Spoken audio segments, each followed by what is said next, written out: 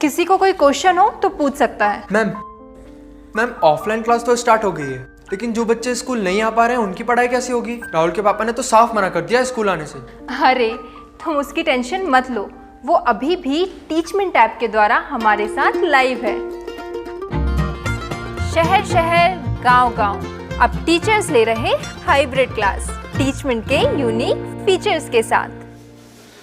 नमस्कार साथियों, तो ये स्टाफ नर्स भर्ती परीक्षा के लिए सभी नर्सेस एकजुट हैं और सबकी एक ही मांग है कि ये भर्ती परीक्षा दोबारा से करवाई जाए, क्योंकि इसमें जो दलाल थे उन्होंने आयोग से या इधर उधर से सेटिंग करके लोगों से और पर्चा आउट करवा के 12 से 15 लाख रुपए में सौदा करके लोगों को बिल्कुल चूरन की तरह बांटा और सबके व्हाट्सएप पे ये पर्चे इधर से उधर गए। इन्होंने ऐसा कानून का मजाक उड़ाया है, सरकार का मजाक उड़ाया है, पढ़ने वाले बच्चों के साथ खिलवाड़ किया है। तो इन्हें सख्त से सख्त सज़ा मिलनी चाहिए, जिससे जो लोग पढ़ाई कर रहे हैं, जो बच्चे मेहनत कर रहे हैं, उनके साथ न्याय हो सके। क्या अगर लोगों के पास 12 से 15 लाख रुपए देने के लिए नहीं हैं तो क्या उन्हें नौकरी नहीं मिलेगी? जबकि आप सभी को पता है कि योगी सरकार में इतना प्रशासन सख्त है। माननीय योगी जी ने कहा है कि यदि कोई आदमी सरकारी नौकरी को बेचता है तो हम उसके ऊपर बुलडोजर चढ़ा देंगे। ऐसी सरकार का जो मुखिया है उन तक ये बात पहुंचनी चाहिए कि कितना बड़ा अन्याय हुआ है हमारे उत्तर प्रदेश की नर्सेस के साथ, जो बेचारी दिन रात मेहनत की हैं, उनकी मेहनत का उनको सिला नहीं मिल रहा है। और देखिए अखबार में ये खबर भी आई है कि उड़े होश, परीक्षा निरस्त होने का सता रहा भय। गोरखपुर एसएनबी पैसा देने वालों के होश उड़े हुए हैं। उनको इस बात का भय सताने लगा है कि कहीं स्टाफ नर्स भर्ती परीक्षा निरस्त ना हो जाए। एडवांस के तौर पर किसी ने 5 तो किसी ने 6 लाख दिए हैं। शेष रकम उनको परिणाम आने के बाद देना है। स्टाफ नर्स भर्ती परीक्षा का प्रश्न पत्र परीक्षा के एक दिन पूर्व ही वायरल हो गया। अब इसमें सच्चाई कितनी है ये तो जांच के बाद ही स्पष्ट हो सकेगा। परीक्षा पास कराने का ठेका लेने वाले भी दहशत में है, क्योंकि उन्होंने तो पैसा ऊपर पहुंचा दिया है। परीक्षा निरस्त हो गई तो जमा किया गया पैसा वापस नहीं मिलेगा। ऐसे में क्या होगा? स्टाफ नर्स भर्ती परीक्षा रविवार को संपन्न हुई। शनिवार की रात ही प्रश्न पत्र वायरल हो गया। बावजूद इसके परीक्षा हुई और प्रश्न भी बहुत आसान नहीं थे। किसी ने 50 तो किसी ने 60% प्रश्नों को ही किया है। वहीं प्रश्न पत्र पा जाने वाले अभ्यर्थी तो बहुत खुश हुए, लेकिन अब उनको इस बात का भय बना हुआ है कि कहीं परीक्षा निरस्त ना हो जाए। शहर में दर्जन भर से अधिक ऐसे लोग हैं जिनकी पकड़ ऊपर तक है। उन लोगों ने परीक्षा पास कराने के नाम पर 12 से 15 लाख में सौदा किया। पैसा भी कई अभ्यर्थियों से उठा लिया है। दर्जनों अभ्यर्थी पर्चा वायरल होने संबंधी लिखा पढ़ी भी कर दी है। अब देखना है कि क्या होता है। परीक्षा निरस्त हुई तो बहुतों का लाखों डूब जाएगा, नहीं हुआ तो फिर उनकी नौकरी पक्की है।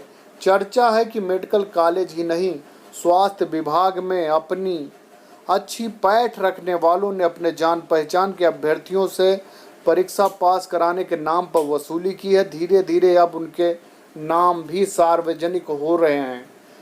कई अभ्यर्थी तो जिनको पैसा दिए हैं उनसे लगातार बातचीत कर माहौल का जायजा ले रहे हैं। वहीं पैसा बतौर एडवांस लेने वाले भी हैरान परेशान हैं। वे भी अपने अपने आकाओं के संपर्क में हैं और पल पल की जानकारी ले रहे हैं कि क्या होने वाला है। कई ने तो यहाँ तक बताया कि मेडिकल कॉलेज में संविदा पर काम करने वाले कई स्टाफ नर्सों ने परीक्षा पास कराने का ठेका लेने वालों के एडवांस के नाम पर लाखों रुपए दिए हैं। उनकी सांसें अटकी हुई हैं कि अगर परीक्षा निरस्त हुई तो दिया गया पैसा वापस कैसे होगा। 5 से 6 लाख रुपए तक दिया है एडवांस, बतौर रिजल्ट निकलने के बाद देना है शेष रकम। पर्चा आउट होने से परेशान है पैसा देने वाले अभ्यर्थी।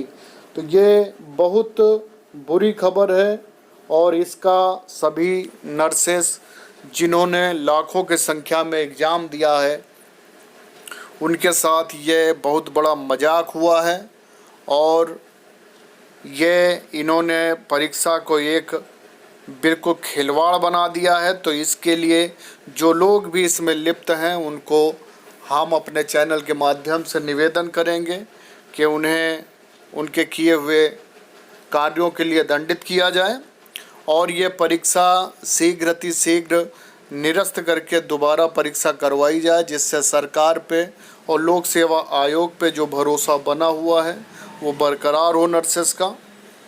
और सभी नर्सेस से एकजुट होने के लिए मैं दोबारा से आह्वान करता हूं कि आप लोग एकजुट होइए और जितने भी माध्यम हो सकते हैं परीक्षा निरस्त कराने के वो सब करिए। आप मुख्यमंत्री पोर्टल पर दीजिए और ट्विटर पर हम जो अपना चला रहे हैं ट्वीट उस पर आप लोग रीट्वीट करिए।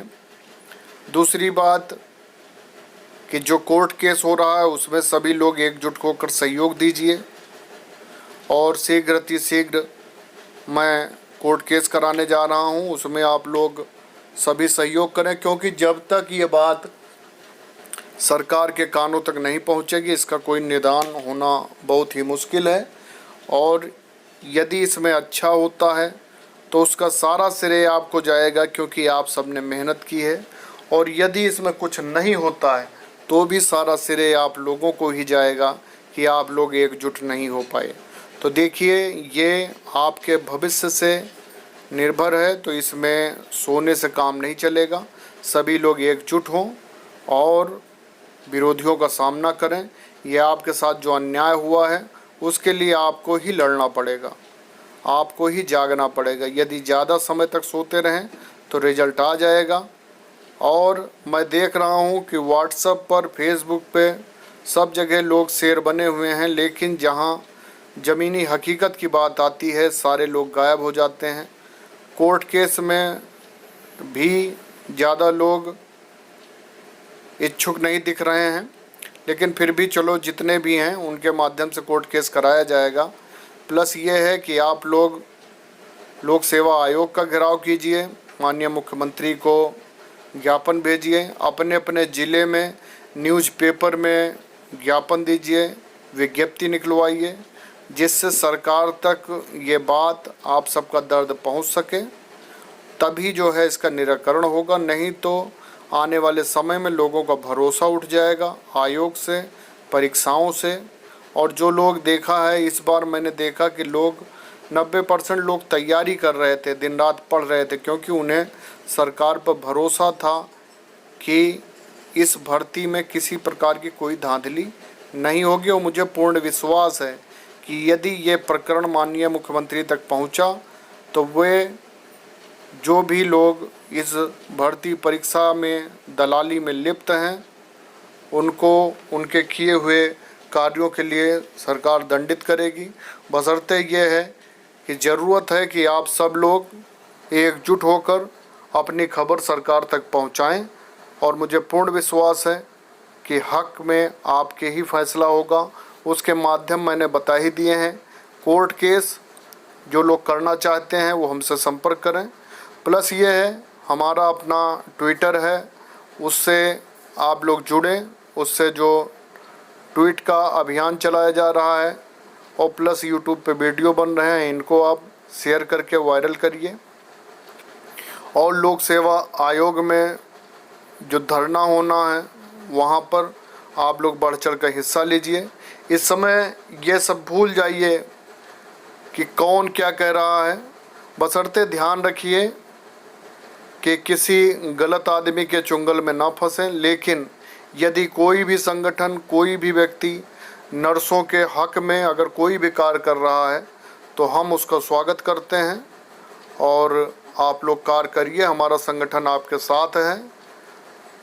और आयोग में आप लोग जाके एप्लीकेशन दीजिए तो कोई न कोई निदान ज़रूर मिलेगा। बहुत बहुत धन्यवाद है। जो लोग हमारे चैनल पर नए विजिट कर रहे हैं चैनल को सब्सक्राइब कर लें, जिससे आपको पल पल की खबर मिलती रहे, क्योंकि ये लड़ाई हम सबको मिलकर जीतनी है और जब तक जीतेंगे नहीं तब तक लड़ते रहेंगे। बहुत बहुत धन्यवाद।